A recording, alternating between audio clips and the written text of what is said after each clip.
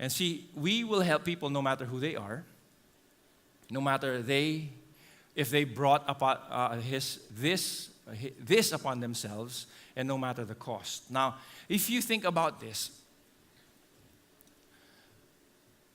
who lives this way?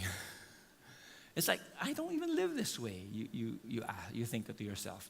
I mean, this is so hard. This is such a high standard. Nobody lives like this. How can we do this? Now, you ask the question, what's the power behind it? How can we actually do this? Let's talk about the motivation. The motivation, verse 33. But the Samaritan, as he journeyed, came to where he was. He saw him and had compassion. Everybody say compassion. Had compassion. Now, verse 34, he went to him and bound up his wounds, pouring oil and wine. Then he set him on his own animal, brought him into an inn, and took care of him. Verse 35, the next day he took out 2 denarii and gave them to the innkeeper, saying, take care of him, and whatever you spend, I will repay you when I come back. Verse 36, which of these 3 do you think proved to be a neighbor to the man who fell among the robbers? He said, the one who showed him mercy. And Jesus said to him, you go and do likewise. The one who showed him mercy. That's the neighbor. And it's interesting, he didn't say the Samaritan. I don't know if he tried to say that that's the one who showed him mercy. I don't know if he had a hard time saying the Samaritan, but again, Jesus was making this even more pronounced. The one who showed him mercy. And you see, there are ways to achieve helping. And it could be by morality, whether that's secular or religious morality. Secular morality would be, if you're a civic-minded person or if you're a socially responsible person. I know we do have CSR now these days. We have all these different programs. If you are a decent person, if you just, like helping people, then good, you can help people. But there are those, it could be achieved also by religious morality. Well, the Bible says this. Well, the Quran said this, or the Torah said this. And, so every religion out there has some type of desire to help the young people, or the poor people rather. Okay?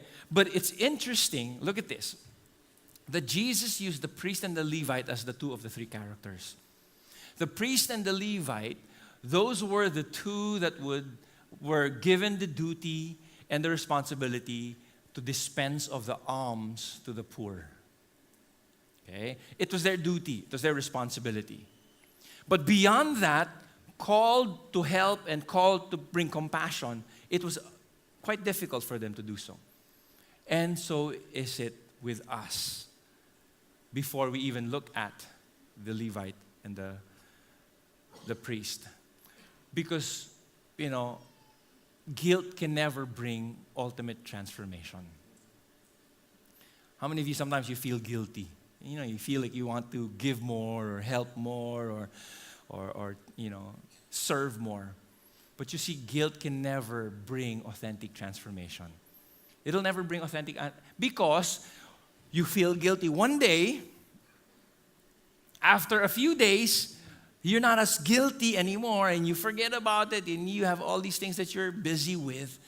And then you go back to your old ways. Guilt never brings authentic transformation. Not just guilt, but even rules. You can have all these rules for yourself, dutifully obeying them. But that never brings transformation.